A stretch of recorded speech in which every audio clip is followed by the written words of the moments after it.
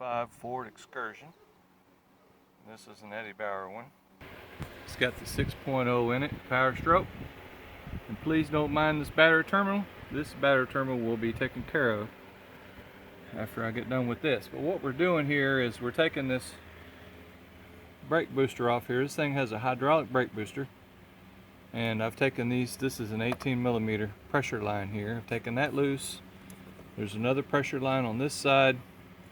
I've already blown those lines out with compressed air. And I'm going to change the pump as well. I've got the reservoirs taken off. This is a reservoir right here. I went ahead and took that bracket off for extra clearance. But really all you have to do is take this plastic push pin off. And after you get mad and destroy that push pin, then you can slide that power steering reservoir out a little bit. It's got 3 little dum-dums in here and it just slides out. So I took that thing off. I didn't want to mess with it being in the way because I was putting this master cylinder over here. It lays down real nice right there. Okay, it's giving me space that I want, and that's the most important thing. So let's have a look at what else is going on here. Yeah, these are the 3 little things on the bottom of the reservoir. Now this is what the reservoir looks like. All right. And these 3 little guys here just slip into those slots. This is the new hydraulic booster here from O'Reilly Auto Parts. Okay, and this is the power steering pump. It's a remanufactured power stuff with the pulley on it. I recommend to get as much on those power steering pumps as possible, so that if you need to warranty it, you can quickly warranty it without messing around with pulleys and tanks and all that business. You can just swap it out.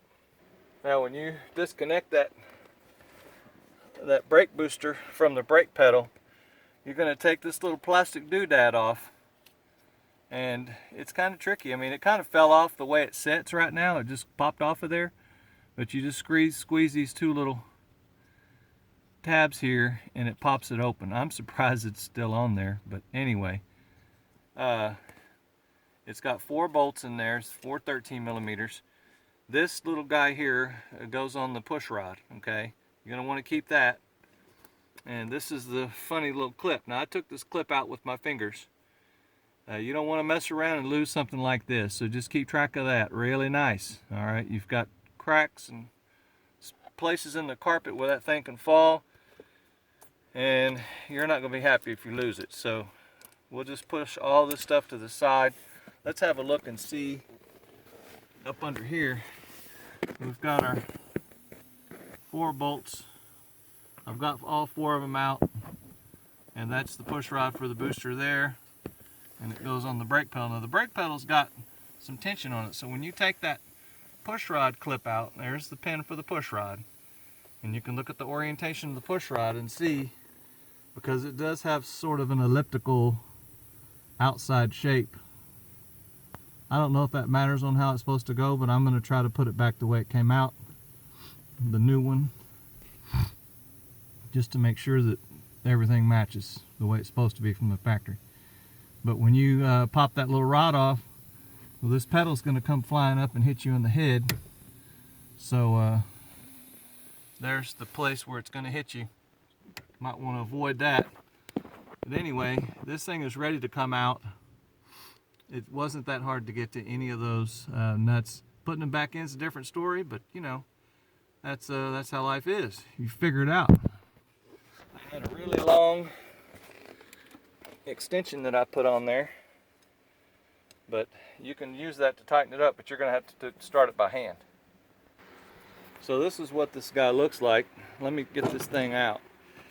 Now you can see that there's some debris here on the inside.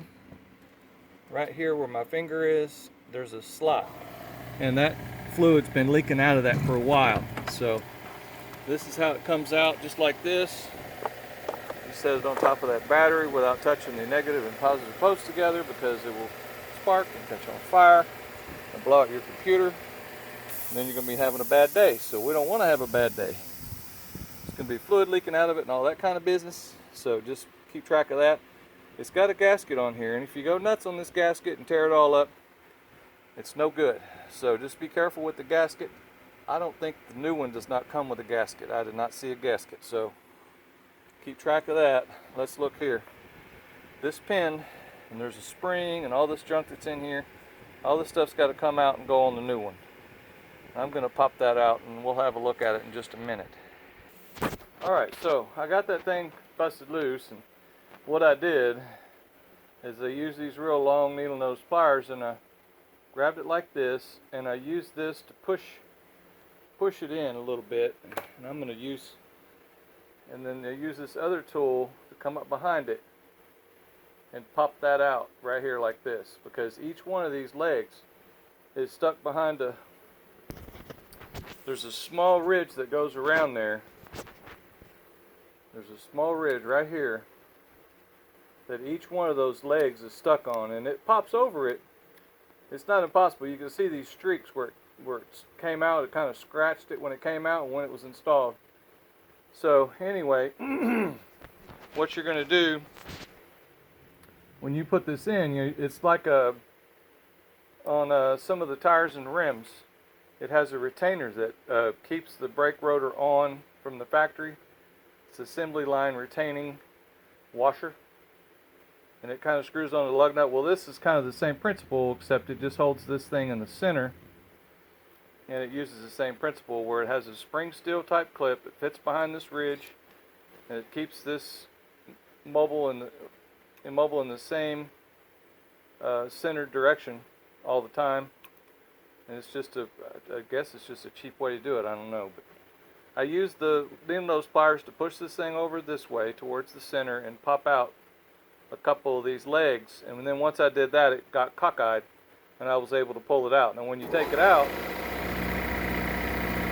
it's got a pin on there with a small plastic washer stuck on there, and that's it. There's nothing else to it. Nothing else to it at all. You get the new one, and this is the new one, or well, the remanufactured one. You stick that little guy in there the same way. And then what I'm going to do is I'm going to get a big old deep socket and put it on there that fits it. It fits it not all the way to the outside edge, but just fits it past this little plastic insert in the center, one that fits on there, and then just press it in there till it clicks past that first ledge in there. I don't know if you can see it, but right here, once it clicks past that, it's all clicked in there the way it's supposed to go. Just make sure you put it back in the way it came out. Alright, so I've got this socket here. It fits it pretty good. It's a sensor socket. Okay. It's a bunch of different sizes. Some kind of weird sensor socket. It's got all kinds of things in it. But anyway, it fits over it pretty good.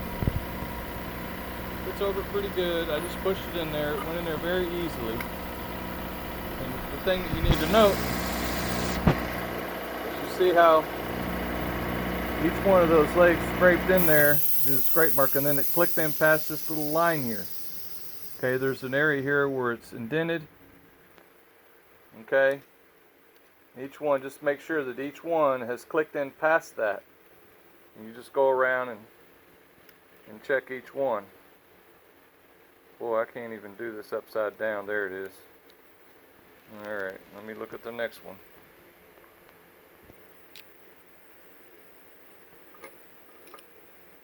It's all in there. They're all there. I should drop my socket. But that's what it looks like. All that does is hold this thing and keep it in the center and hold that spring on. What that spring does, keeps the piston pressure on it all the time and doesn't do much. But according to the instructions, you're supposed to reuse this push rod. It has everything to do. This is a factory length preset push rod. Okay, and that's the way they want it. So I'm going to put it back the way they say. Alright, let's get to the next step.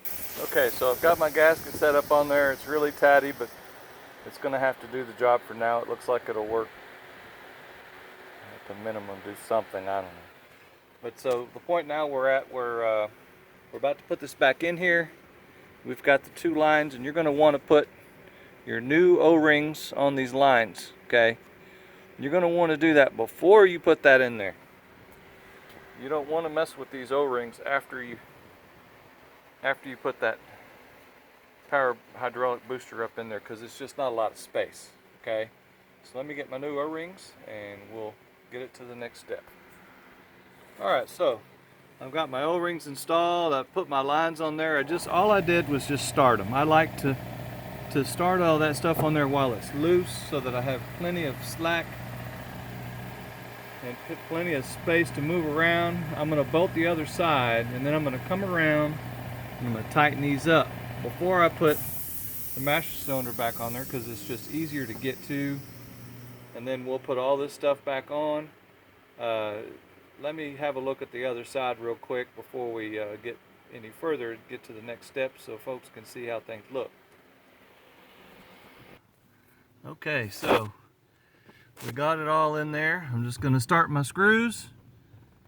After I get my screws tightened up, I'll reconnect my rod and call it good. It's not very hard from here. This is a fairly simple job, and it can be done in an hour if you're in a hurry, and a little bit longer if you're not. So it's not that big of a deal. Just make sure you flush out that old power steering fluid. You flush it all out. All right, take it easy. I hope this helps someone. You'll have a good day.